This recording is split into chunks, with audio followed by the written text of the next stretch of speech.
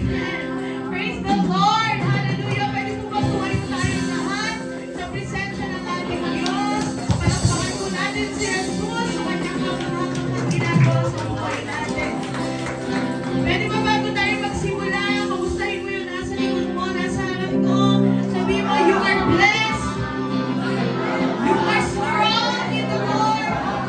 You are loved. You are loved. Hallelujah.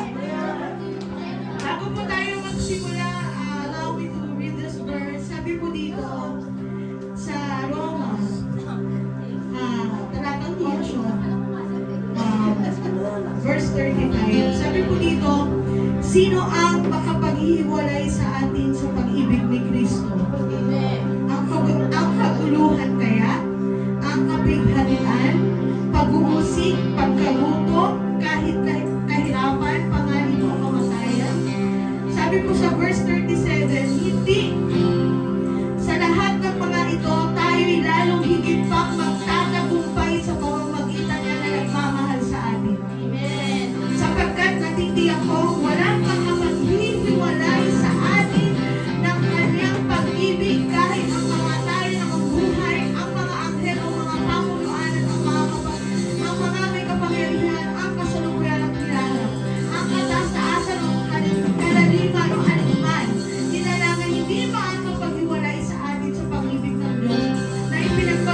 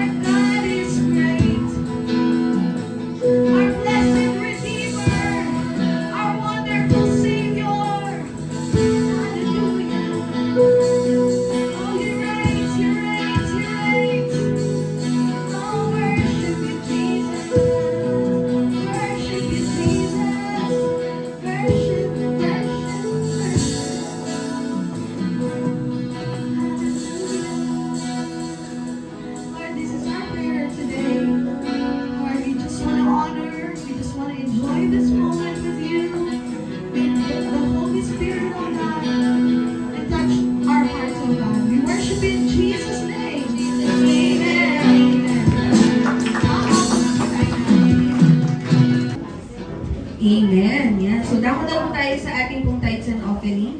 Yan.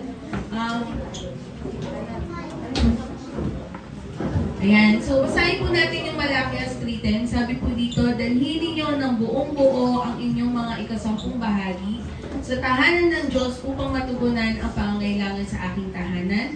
Subukin ninyo ako sa bagay na ito kung hindi ko buksan ang bintana ng langit at ibuhos sa inyo ang masaganang pagpapala.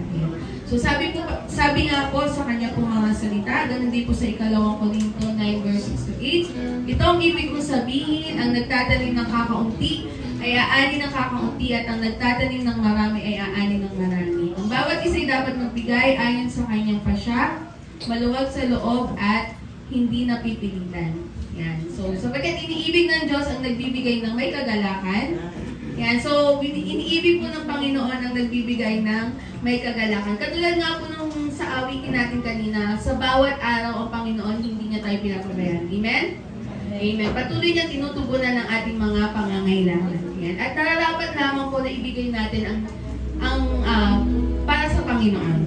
Amen. Kaya, ibigay lamang po natin yung para po sa Panginoon ngayon po umagang ito. At kung mapapansin niyo po, meron po ditong sa ating pong sobre, meron pong maliit na papel. Kung maaari po sana, pakichekan niyo po yung kung ito po ay tithes at kung ito po ay offering yan. Para po malaman din po namin or makategorize po natin yung inyong pong mga ibinibigay kung para po sa tithes at sa offering. Ayan, sige po tayo po'y manalangin bago po tayo magbigay. Aming Diyos, aming Panginoon, maraming salamat po sa umagang ito na inyo pong pinagkaloob sa amin. Salamat po sa buhay ng bawat isa sa amin, Panginoon, na narito ngayon. Patuloy na ikaw ang siyang mamuna sa amin. At maging Lord God, patuloy na pagpalain mo po ang aming pong ibibigay ngayon po umagang ito. Patuloy na maging pagpapala din po kami sa bawat isa, Panginoon. Ikaw ang siyang madakil at maluwalhati sa lahat sa pangalan ni Jesus. Amen. Amen. Tayo po ay magsitayo lahat sa paggalang po ng pagbabasa po sa ating sa banal na kasulatan na matatagpuan sa 1 Korinto, Kapitulo 13, 1-4. Makapagsalita man ako sa mga wika ng mga tao at ng mga anghel, kung wala naman akong pag-ibig, para lamang akong kampanang umaalingaw-ngaw o pompyang na maingay. Kung ako man ay may kakayahang magsalita ng mensahe mula sa Diyos at umunawa sa lahat ng hiwaga, kung nasa akin man ang lahat ng kaalaman at lahat ng pananampalataya, ano ba't nakakapaglipat ako ng mga bundok? Ngunit kung wala man akong pag-ibig, wala akong kabuluhan. At kung ipamigay ko man ang lahat ng aking mga ari-arian at ialay ang aking katawan upang sunugin, ngunit wala naman akong pag-ibig, wala din akong pagpapala. Ang pag-ibig ay matyaga at magandang loob. Hindi maiingitin, hindi mayabang, ni mapagmataas man. Maaari na po tayo makakapito. Okay, good morning. Morning!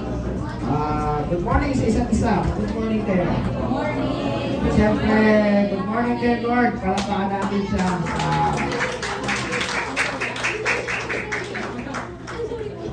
Okay, ngayon po buwan na to ay buwan po ng mga puso. No? Buwan ng mga panahon ng kinikilig, ng mga damdaming yan. Ito yung panahon na nakakaisip ang mga magsing-irog na bumili ng bulaklak, ng mga chocolate, mga ganyan, ng mga kung ano-ano, Toblerone, chocolate, flower, ayan, mga card, mga surprise, mga ganyan. Ito din yung buwan na nag-iisip at nagmamakasakalip yung mga lalaking umiibig sa kanyang sa dalaga na baka sasagutin sa buwan na to. Ito rin yung buwan na nagsasabing will you marry me? Yung mga ganan. Ito rin yung buwan na kung medyo mayroon kang shortcoming sa iyong asawa, ito yung time na babawi naman ako. At ito yung time na kung saan libo-libo, araw-araw, segundo, at nakakabingi, I love you, I love you, I love you, I love you, I love you. Yan. Ito yung buwan na to. No? Pero alam po ninyo, ang pag-ibig po ay may kanya-kanya ring kategorya. Yes. No, kasi dito sa lupa, iisa lang kategorya yung alam natin pagdating sa pag-ibig. Ito ay pabor palagi sa iyong sarili at pabor sa minamahal mo. Pero kukunti talaga ang nakakaisip na magbigay ng mataas na pagpapasalamat sa pag-ibig ng Diyos na naging dahilan kung bakit marunong kang umibig ngayon at kung merong pag-ibig na nangyari na ganap sa buhay.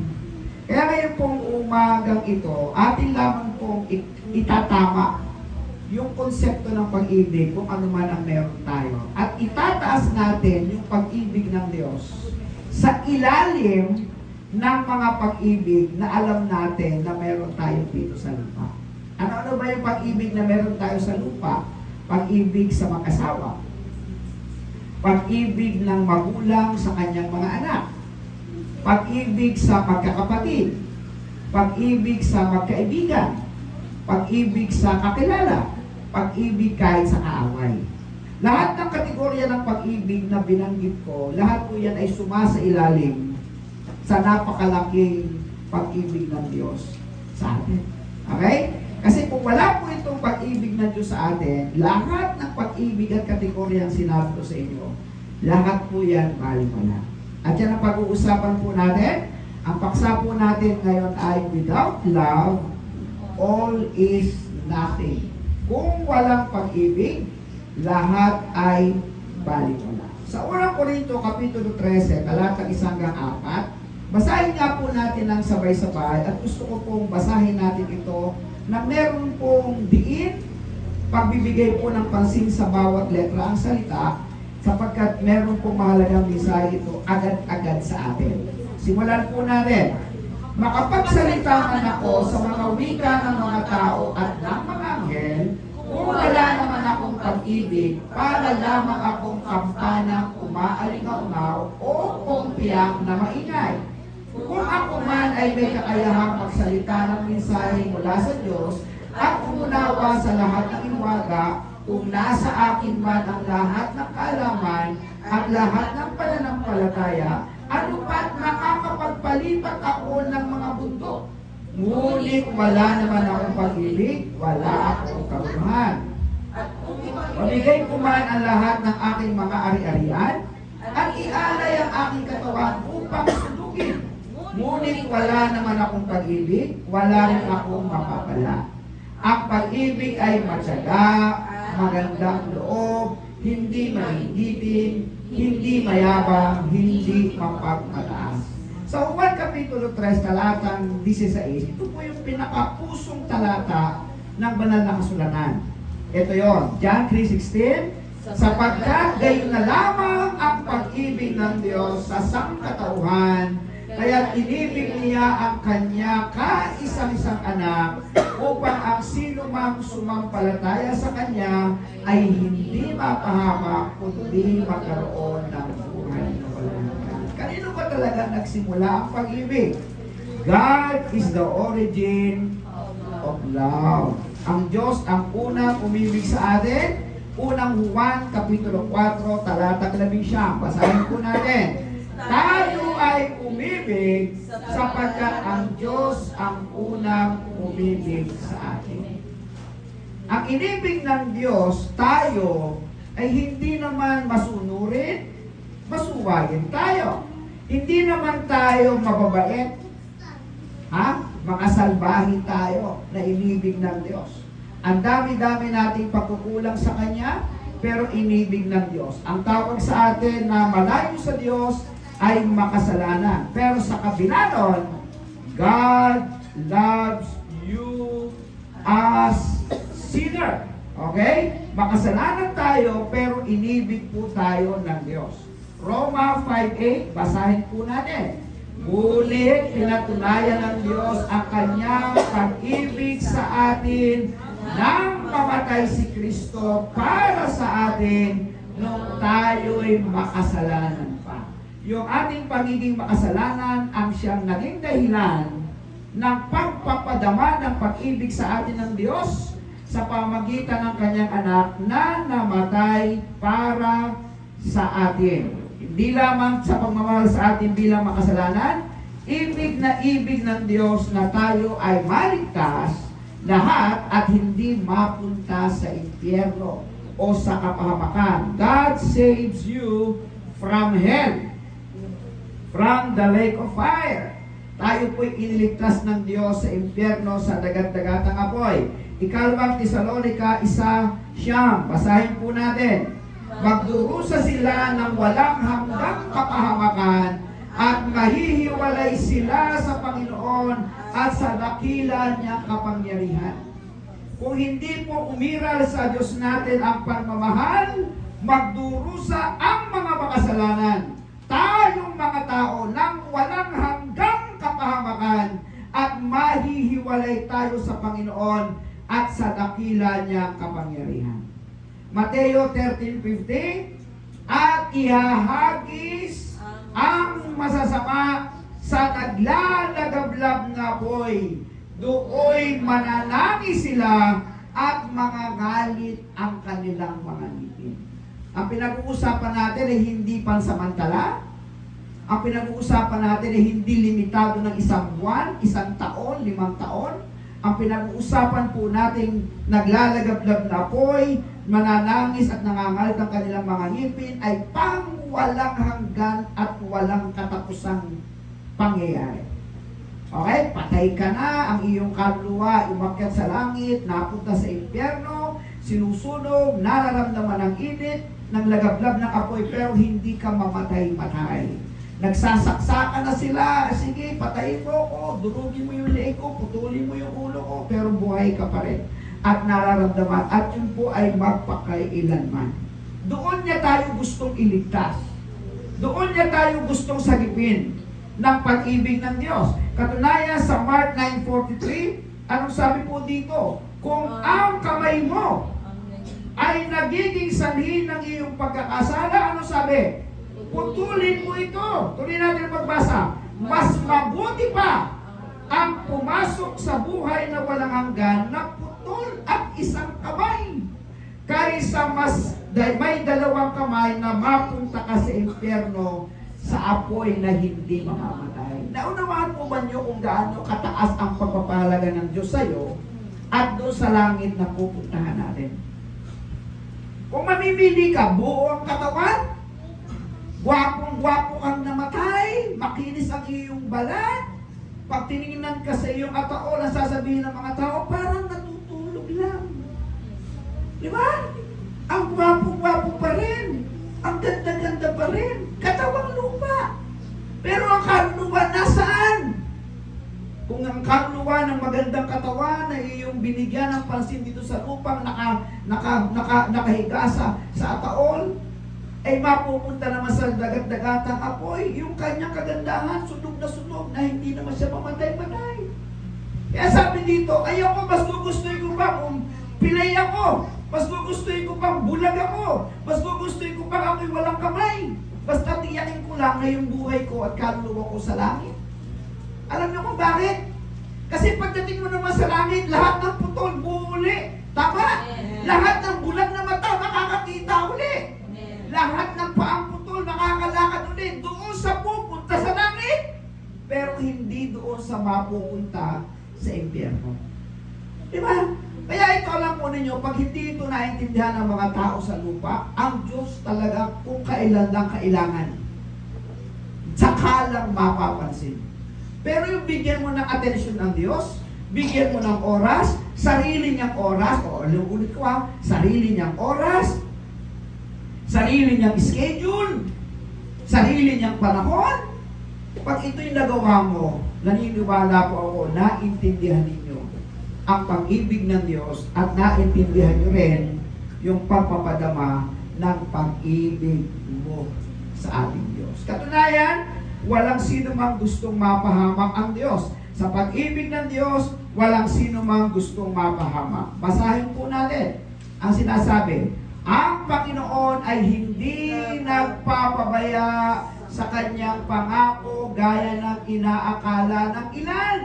Sa halip, nagbibigay siya ng pagkakataon sa lahat sapagkat hindi niya nais na may mapahamak, kundi ang lahat ay makapagsisi at tumalikod sa kasalanan. Paulit-ulit ko nang sinasabi sa inyo, pagising niyo ng umaga, ang mensahe ng Diyos, anak, binigyan na naman kita ng buhay ngayon, pagkakataon mo na para iayos ang lahat ng mali sa'yo. Para lumapit ka sa akin sa panahong malayo ka. Ayaw mo pa rin. Kinabukasan, nagising ka na naman. Yun na naman at yun na naman ang mensahe ng Diyos. Umidad ka na ng 50, 60, gising ka pa rin. Yun pa rin ang mensahe ng Diyos sa'yo. Anak, 72 years old ka na. Malayo ka pa rin sa akin. Baka naman sa pagkakataon ito, mapansin mo na ako.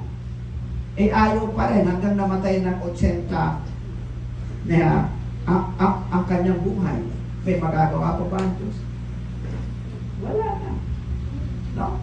Kaya ang tao po ay nakakalungkot lang kung halimbawa nakakilala ka naman ng medyo may edad ka na, ang iyo namang iniisip, sayang, sana nung pambata-bata ako, pinansin ko ng Diyos. Okay? Kasi may mga pagkakataon, parang huli na yung pagkakataon. Pero sa edad natin ito, mga bata pa naman tayo. Eh ako, nasa 30s lang ako eh. Di ba? Okay. Mahaba-haba pa yung aking buhay para makapaglingkod. Oh, di ba? Kaya lang, sabi ng Bible, ang sinungaling mapupunta sa impyerno. Kaya sasabihin ko ng totoo, 57 na ako. Oh, 57 na. 3 taon na lang, senior citizen na rin si tatay, pastor ninyo. Pero siguro naman, bubuhayin pa ako ng Diyos na 80 siguro, o kaya pa na makapaglingkod sa Panginoon. At least mahaba-haba pa. No? Nung masumpungan ko ang Diyos ay 13 years old ako. Eh, kayo naman, kung nasumpungan niyo ang Diyos sa kalagitnaan ng buhay ninyo, at kayo naman ay magseseryoso, at yung pag-ibig mo sa Diyos ay ipapahayag mo, ay ang bawi naman natin talaga naman. Hanggang ngayon, masaya tayo maglilingkod sa Panginoon, di ba? Ang sinasabi lang natin dito, walang gusto ang Diyos na mapahamak. Kaya yung plano ng Diyos, bakit tayo pinagsama-sama ng Diyos? Ito na yung plano ng Diyos eh. Meron tayong lugar para pagtipunan, para pasalamatan siya. Tama ba? At meron tayong lugar para tayo po ay makapagbigay ng panahon sa ating pong Panginoon. Okay, kaya meron po 3 mahalagang maaaring ihandog sa Diyos. Na nasulat sa Manalang Sulatan, subalit kung walang pag-ibig, lahat ito baliwala.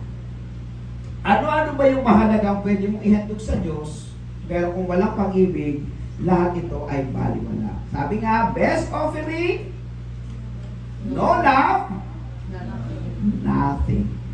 Pag-ulit ko, best offering, no love, nothing. Tama? Okay, una, intelligence. Yan ang unang-unang pwede mong ibigay sa Diyos o maaaring gamitin mo para sa Diyos, pero kung walang pag-ibig, baliwala. Unang Korinto, Kapitulo 13, talatang 1, makapagsalita man ako sa mga wika ng mga tao at ng mga anghel, kung wala naman akong pag-ibig, para lamang akong kampanang umaalingaw o kumpiyang na maingay. Alam niyo yung mga scammer? Ang gaganda nilang magsalita, di ba? Magbigay ka lang na ganito, tutubo ang pera mo na ganito. Talaga namang mabibilog ang isip natin sa pamamagitan ng kanilang magagandang lingwahe base sa kanilang mahuhusay na kabuluhan. Pero dahil wala silang pag-ibig, okay? Hindi nila minamalasakitan yung tao mapipisala nila. Ang gusto lang nila ay kanilang sarili. Sa Diyos, walang puntos. Thumbs down. Okay? Kasi wala silang pag-ibig. Kaya sabi dito, walang nakabibili sa taong matalino at mahusay magsalita kung wala namang pag-ibig, isa lang batingaw na umaani.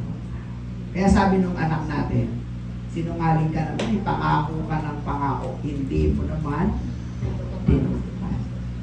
Kaya mo anak, huwag ka na lang sumama. Pagbalik namin, meron kang Jollibee. Kaya meron kang pasalubong. Pagdating ng bata, asang-asa, wala tayong dala. Ay anak, medyo nakalimutan ko, di ba? Gawa tayo ng dahilan. Alam niyo yun, ang tao kasi madaling mapaniwala, lalo't madaling humanga sa talino ng tao. Di ba kaya tayo napapabilib ng mga politiko? Di ba? Mga pangako nila, pinaniniwalaan natin. At mga pangako nila, tinatanggap natin, pagkatapos lahat ng kahanga-hanga iboboto natin. Pagkatapos, mapapalitaan na lang natin, in the long run, lahat pala ito ay isang kasinungalingan. It's because of intelligence, yung kanilang karunungan. Pero dahil wala kang pag-ibig, kawawa naman tayo. Tayo ang naapektuhan. Silang lahat ay nasa taas, silang lahat ay nakaposisyon, silang lahat ay magagaling, pero tayo ang siyang naapektuhan. Bakit? Walang pag-ibig sa karunungan na ibibigay ng Diyos sa kanila. Okay? O ikaw, ganun din tayo. Kung tayo mga tao sa lupa, magkulang sa anak, magkakapatid, magagaling tayo sa maraming bagay, pero tandaan ninyo, kung walang pag-ibig, lahat ay mababa. Ang pangalawa po, hindi lamang karunungan. Sabi ng Biblia, maging ang kapangyarihan. Okay? Sabi po dito sa 1 Korinto, Kapitulo 3, talatang 2, kung ako man ay may kakayahang magsalita ng mensahe mula sa Diyos. Wow, ang galing.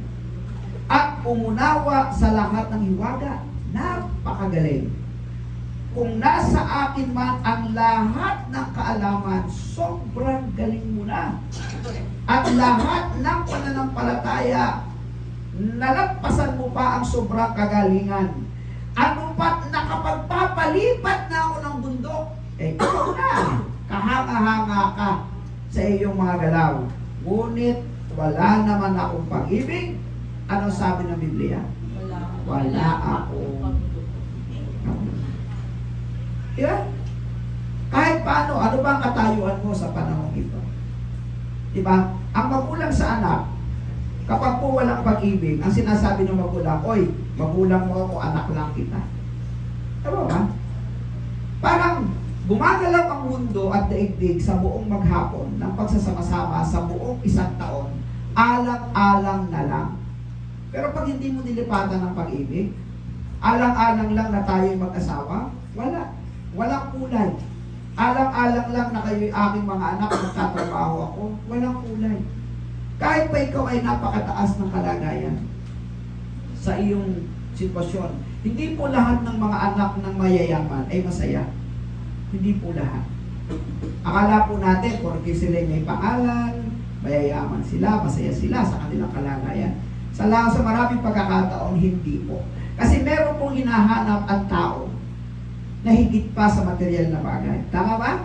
May hinahanap ang tao na higit pa doon sa mga bagay na pwedeng makapagpaligaya sa iyong sarili. At yun ay yung pagmamahal. Diba?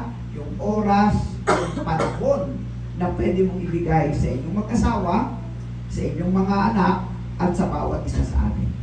Sa inyong mag-asawa na naririto ngayon, araw ng puso, maglaan naman tayo ng oras para sa kanila. Hoy, palakpakan yung mga babae ha. Yay! Salamat, Tatay Pastor. Salamat sa sinabi mo, i-date ako. Sabi naman ng mga tatay natin ngayon, pambihira kasi Tatay Pastor. Gastos na naman to. Lebaglaan po kayo. Kahit po hindi araw ng mga puso, wag na wag po ninyo palilipasin ang isang buwan. O, makinig, na hindi kayo magbibigay ng panahon. Kahit na simpleng pagsama lang sa palengke, pagkain lang sa mga mumurahin at pangmasang kainan. Kagaya ng Kenny Rogers, Rockpart, ano pa ba? Lokabor. Ano pa ba? Ano na lang po?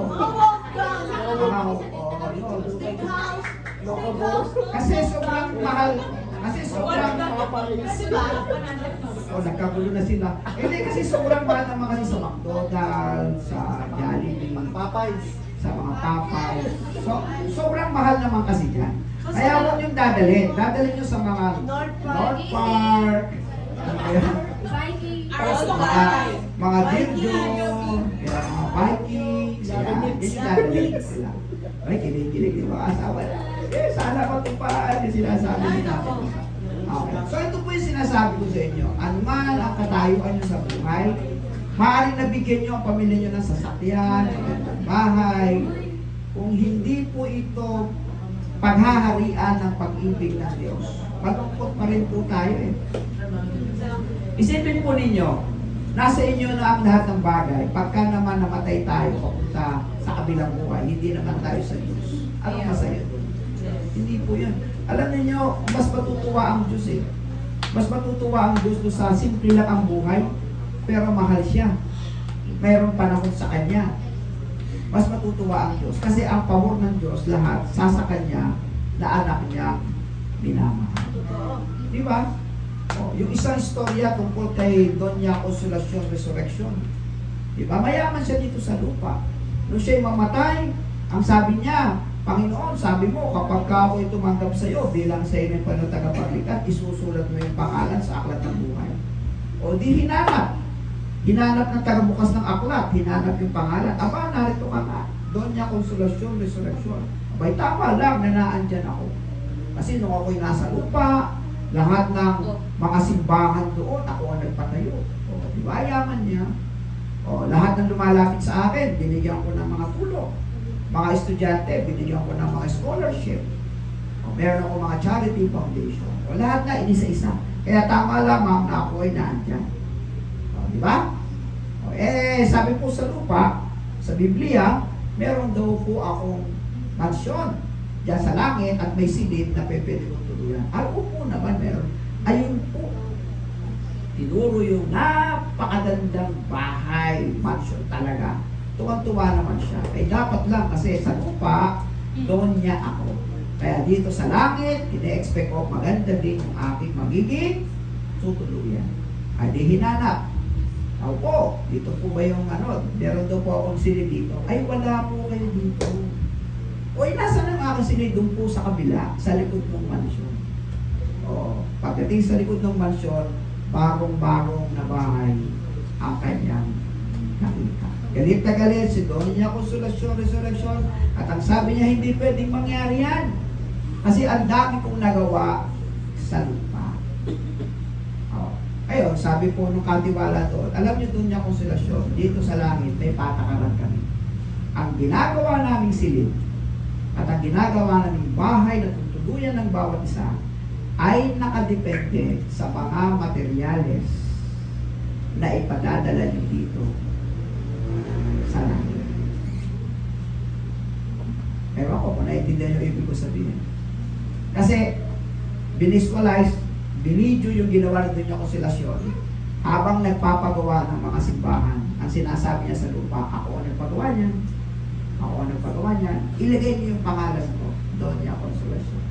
Habang tumutulong sa charity, picture-picture, palagay doon malaking donation by Doña Consolacion. Ibig sabihin, nagawa siya ng mga bagay na mabuti, naging matalino siya sa maraming bagay, pero ang kanyang ipinakilala at ipinagpasalamat sa buong mundo ay ang pangalan niya at hindi ang ating. Kasi nabuhay siya na akala niya yung kanyang pagtulong, pag-ibig na yun. Nakuha niyo? Yung kanyang pagpapagawa ng mga bagay-bagay, pag-ibig na yun. Ang hindi niya naiintindihan, iba kapag ang pag-ibig ng Diyos ang ipinahayag mo sa lahat ng iyong ginagawa. Kaya sabi niya, pasensya ka na po. Kasi ang ipinadala mo rito, hindi naman po may bless na magagandang kasangkapan, kundi mga kawayan at mga ganito. So ipinakita. Kaya mga kapatid sa Panginoon, sa ating Diyos, hindi po tayo palakihan. Hindi tayo paramihan ng nagawa. Ang pinag-uusapan dito sa harap ng Diyos, ginawa mo ba ito ng may pagmamahal?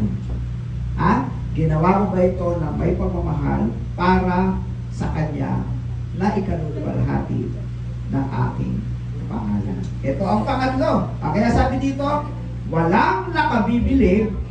Basahin po natin. Walang nakabibilib sa taong labis-labis ang kakayahan at kapangyarihan at umaasa sa mga ito kung walang pag-ibig, tanging kayabangan at pagmamalaki ang itutulong. Yes. Okay? Huwag nyo nang tambakan ng mga laruan. Huwag nyo nang yakagin ang inyong asa-asawa na para masisilaw sa maraming bagay. Kung wala naman kayong pag-ibig, lahat ng ito ay malala. Ang pangatlo po, sacrifices o sakripisyo. Ito ang pinakamatindi. Unang Korinto, Kapitulo 3, talatang 13. Basahin po natin. Kung ipamigay ko man ang lahat ng aking mga ari-arian at ialay ang aking katawan upang sunugin, ngunit wala naman ako pag-ibig, wala rin ako makapalit. Malupit na yon. Pamigay mo ang ari-arian mo. Malupit yan. Ibigay mo ang iyong katawan para sunugin bilang sakripisyo. Malupit na yan. Hiningan ka ng tulong, okay pa. Pangalawang tulong, okay pa rin. Pangatlong tulong, medyo, pangapat na tulong, medyo, nag-iisip ka na. Diba? Yung paulit-ulit na pagtulong, habang tumatagal, hindi na ito nakakatulong sa'yo. Nakakainis na sa puso mo. Diba? Pero sa taong may pagmamahal, very honest ang kanyang puso. Nakatulong ako sa'yo, lumapit ka, magiging honest ka. Kapatid, ang kaya ko lang itulong sa iyo ngayon, panalangin. Nakuha niyo po ibig ko sabihin. Kesa naman sa tinulungan kita, pagtalikod mo, meron ka sinasabi laban sa kanya. Hindi pag-ibig. Tawa niyo? Kasi pag ang sakripisyo, mga kwentong karanasan din namin, na nauubos yung mga dilata namin sa ibabaw ng rep dahil sa pagtulong. No? Alam mo yun, may lalapit sa'yo, kailangan ito, 555, o lapit, o 77, o lapit, di ba? 888, o bigay na naman. Noodles pasit canton, o walang kalamansi, bigay. Noodles pasit canton, with kalamansi, bigay. Noodles pasit canton, with kalamansi na may toyo, bigay, o di ba? Itlog, pula, itlog, organic, itlog, puti. Depende pa sa size, small, medium, large. Bigay. Sugar, puti, brown rice, brown sugar, segunda mano, bigay. Di ba?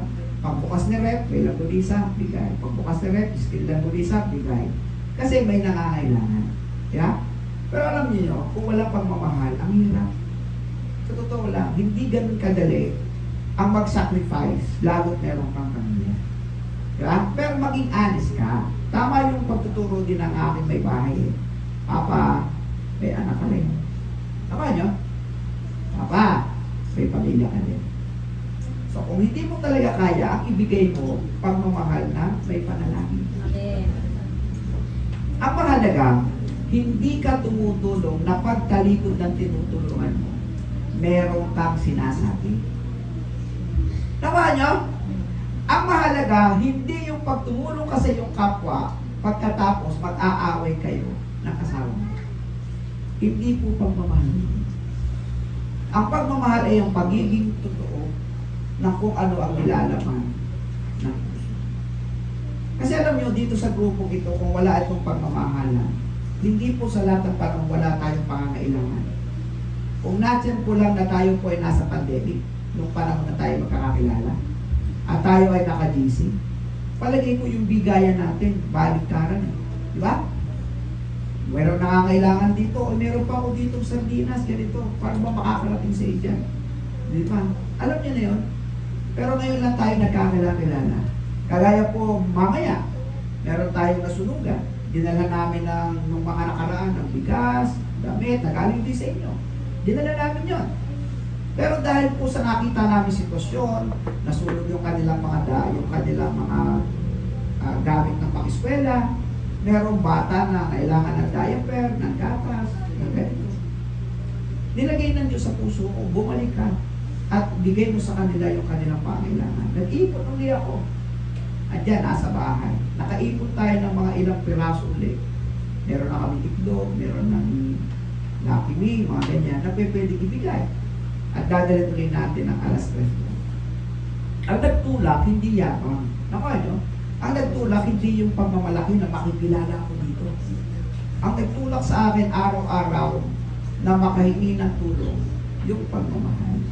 Kaya nyo man, yung pagmamahal. At hindi po sa lahat ng pagkakataon, wala ka talaga, wala kang, hindi ka pwedeng mapag-isa. Darating ang panahon talaga, maglalagay tayo sa GC, meron tayong kapatira na kailangan ng tulong, magtulong-tulong tayo. Ayun, nasa inyo na yan. Sa may pag-ibig, wala pong issue. Naunawaan niyo? May issue ang walang pagmamahal. Pero sa may pag-ibig, walang issue. Ang pagiging honest ng Diyos sa atin ay pagiging honest din nawa natin sa atin. Kaya sabi niya, kahit yung katawan mo, sunugin mo pa. Thumbs down ka.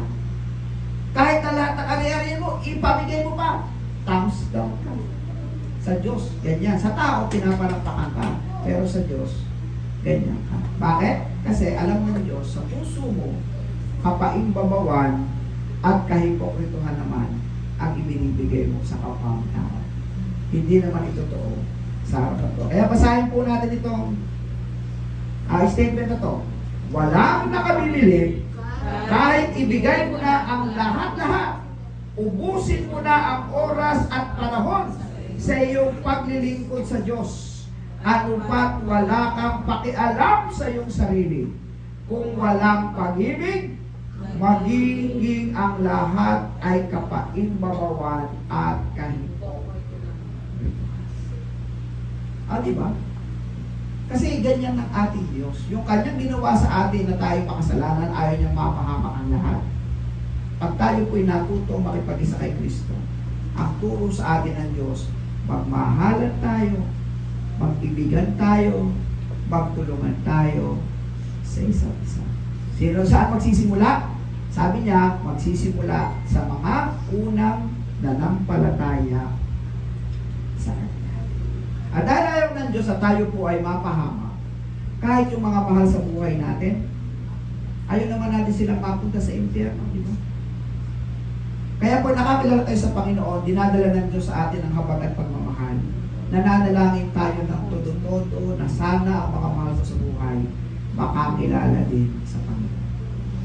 Tama ba? Kaya ginagawa po ng iba, halimbawa, yung asawang lalaki hindi pa nakakakilala sa Panginoon at yung babae ang nakakilala na kay Lord, sa panahon ng pagtulog, pinay-pray over Nung pinapatungan ng kamay dito sa may ulo at ipinapanalangin, Panginoon, sana itong asawa ko magbago na. Tama?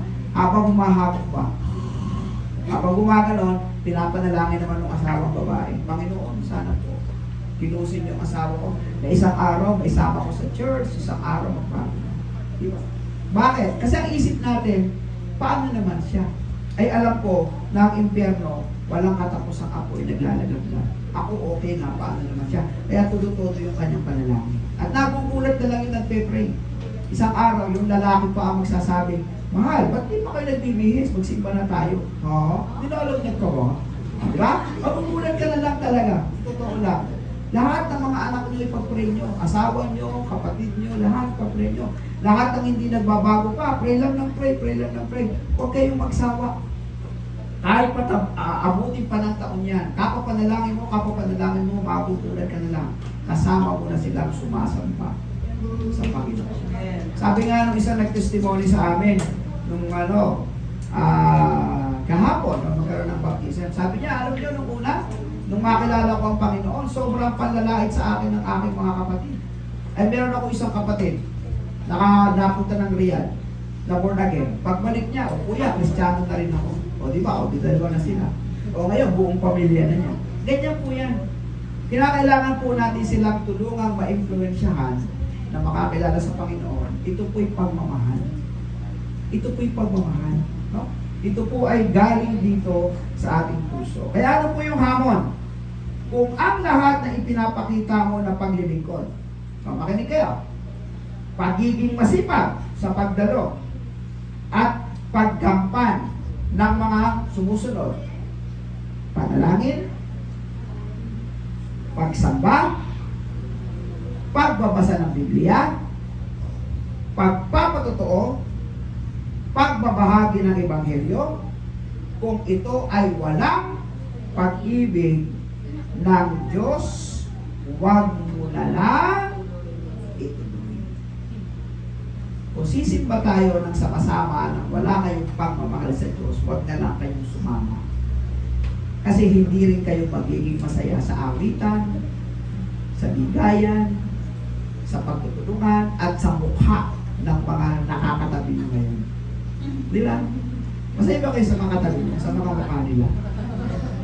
Kasi pumunta kayo dito ng may pagmamahal. Yeah?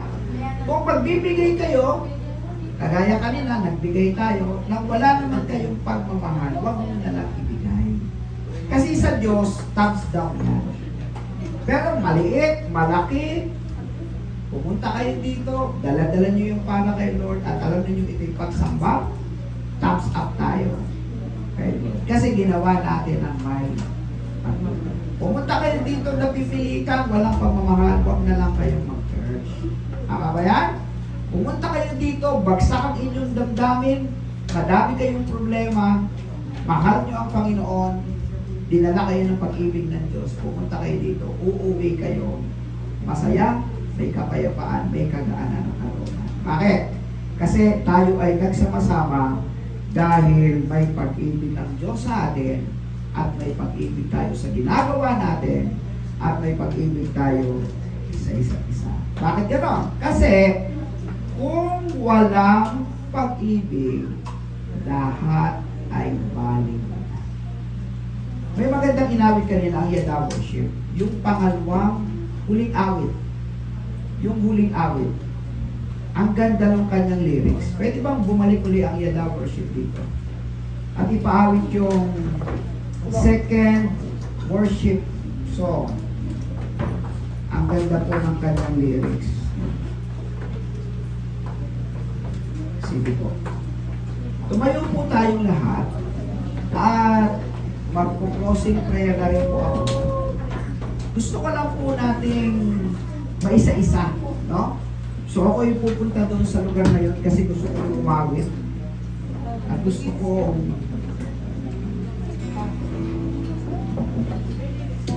may lyrics. Okay, di ba? May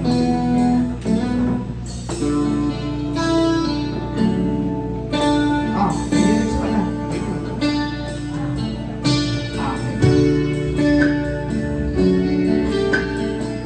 Noon hanggang ngayon. Noon hanggang ngayon. Sa bawat araw.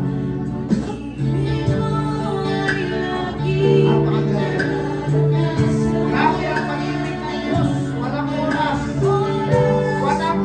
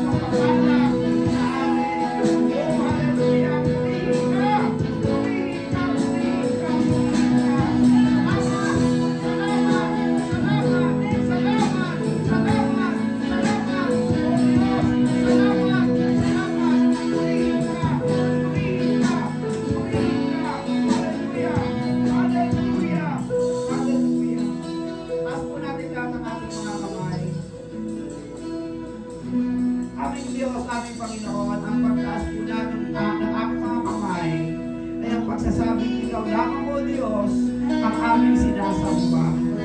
Ikaw lamang o Diyos ang kaluwalhatian at ang kapangyarihan. Ikaw lamang o Diyos ang kamangha-mangha nag-iisang lumikha ng langit at lupa. Ikaw lamang o Diyos ang pinagmumula ng lahat-lahat. Ikaw ang pinagmula namin, sa iyo kami nanggaling, aming Diyos. Ang pagtaas ng aming kamay nagsasabing, aming Diyos, nagpapasalamat kami sa napakadakilang pagmamahal niyo po sa amin. Nagpapasalamat kami sa iyong anak na si Yesu Cristo, nagbigay ng buhay at naghandog nito para kami magkaroon ng kaligtasan, kapatawaran ng aming mga kasalanan. Ang pagkataas po ng aming mga kamay ay nagsasabing, Panginoon, sa biyaya po ninyo, tulungan niyo kami maipadama namin sa iyo na mahal ka po namin, na ang aming pagsamba ay pagmamahal, ang aming pagbibigay ay pagmamahal, ang aming pagtutulungan ay pagmamahal, ang paglubasan namin ng iyong salita ay pagmamahal, ang aming pagmagagandang buhay na ginagawa ay pagmamahal, at ang aming pagkibahagi sa pag-ibanghelyo ay pagmamahal. Aming Panginoon, patuloy po namin maranasan ng iyong pagmamahal, at patuloy din po namin maiparanas